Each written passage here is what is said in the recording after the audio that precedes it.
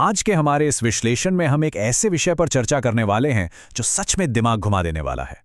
एक ऐसे भविष्य की बात जहां दुनिया पूरी तरह से एल्गोरिदम और मशीनों द्वारा चलाई जा रही हो। ये कोई साइंस फिक्शन नहीं है, बल्कि हमारे आसपास तेजी से बदलती हुई एक नई सच्चाई है। आज हम मौजूद डेटा और विशेषज्ञों की राय से यह समझने की कोशिश करेंगे कि क्या ये तकनीकी विकास हमारी तरक्की का रास्ता है या फिर हम एक ऐसे युग में कदम रख रहे हैं जहां मशीनों का हम पर पूरा कंट्रोल होगा। जरा एक ऐसी सुबह की कल्पना कीजिए जब सोकर उठने पर पता चले कि रोजमर्रा के गैजेट्स, कार, बैंक अकाउंट्स, यहां तक कि नौकरियां भी किसी इंसान के नहीं बल्कि पूरी तरह से मशीनों के कंट्रोल में हैं।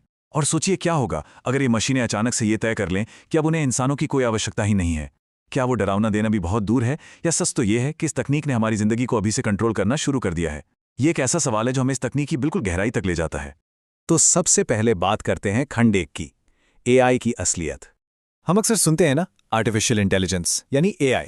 इसका सीधा सा मतलब है ऐसी मशीनें जो बिल्कुल इंसानों की तरह सोच सकती हैं, नई चीजें सीख सकती हैं और अपने फैसले खुद ले सकती हैं। जो चीज कभी सिर्फ हॉलीवुड की फिल्मों में एक दूर की कौड़ी लगती थी, वो आज हमारी सबसे बड़ी और ठोस सच्चाई बन चुकी है। ये अब कोई ख्याली पुलाव नहीं रहा, बल्कि एक जीता जागता सिस्टम है जो इस वक्त भी काम कर रहा है। अब सवाल ये है कि आज एआई आखिर मौजूद कहाँ है? तो जवाब है हर जगह। हमारे मोबाइल फोन्स में, सोशल मीडिया पर जो रील्स और विज्ञापन हम देखते हैं वहाँ, हमारे बैंकिंग सिस्टम्स में, अस्पतालों के क्रिटिकल केयर वार्ड्स में और यहाँ तक कि मिलिट्री ऑपरेशंस में भी।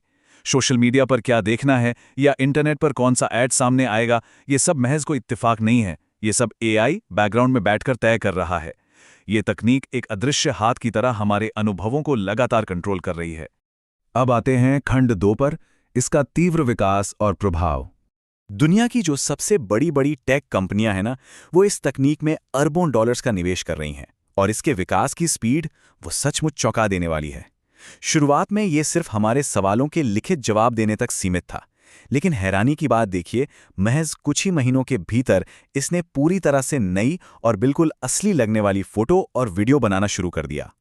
अब ये भारी भरकम कंप्यूटर कोड लिख सकता है, और तो और बिल्कुल इंसानों जैसी आवाज और लहजे में बात भी कर सकता है। ये तकनीक अब एक बेहद स्मार्ट और क्रिएटिव टूल बन चुकी है। लेकिन हर सिक्के के दो पहलू होते हैं, है ना? इस असीम क्षमता का सीधा असर रोजगार पर पड़ रहा है।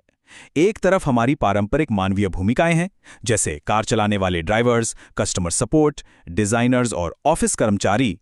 तो वहीं दूसरी तरफ उनके सामने सीधे तौर पर खड़े हैं बिना ड्राइवर के चलने वाले ऑटोनॉमस सिस्टम, बात करने वाले एआई चैटबॉट्स और खुद से डिजाइन बनाने वाले जनरेटिव प्रोग्राम्स।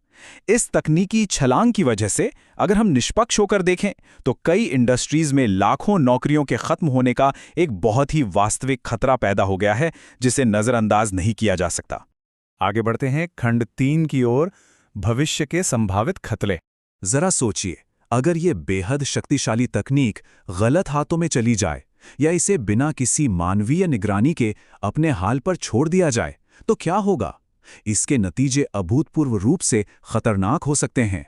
और ध्यान रहे, ये केवल डिजिटल दुनिया का कोई छोटा-मोटा खतरा नहीं है। ये हमारी फिजिकल सिक्योरिटी और ग्लोबल स्टेबिलिटी के लिए एक बहुत ही सीधा और गंभीर जोखिम है, जिस पर पूरी गंभीरता से विचार करना जरूरी है। और ये कोई भविष्य का डर नहीं है, ये आज हो रहा है।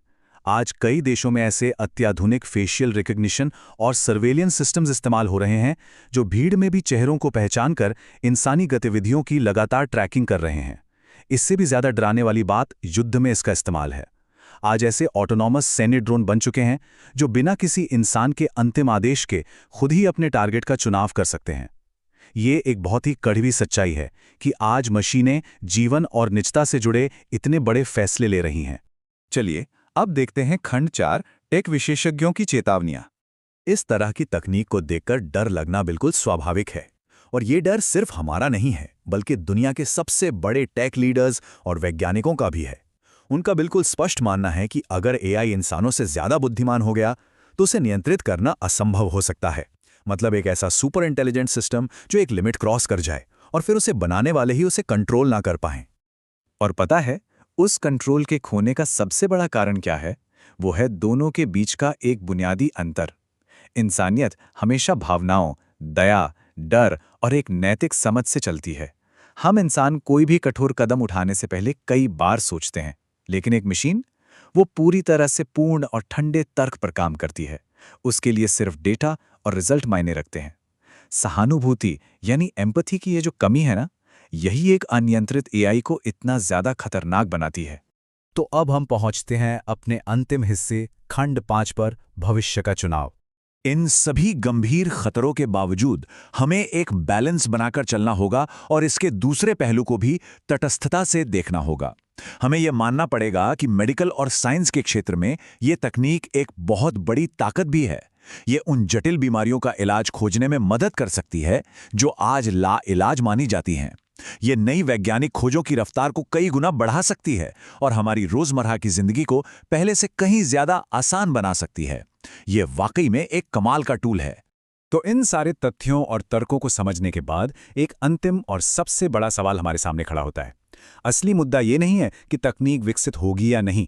असली मुद्दा ये है कि आखिर में पदानुक्रम क्या होगा, यानी बॉस कौन होगा। क्या एआई महज एक टूल बना रहेगा जो इंसानों की भलाई के लिए काम करेगा, या फिर हम एक ऐसे युग की ओर बढ़ रहे हैं जहां अंततः इंसान मशीनों के आदेश मानने पर मजबूर हो जाएंगे। ये एक ऐसा सवाल है जिस पर हम सबको विचार करना होगा, क्योंकि इसी से हमारे साझा भविष्य की दिशा तय होगी।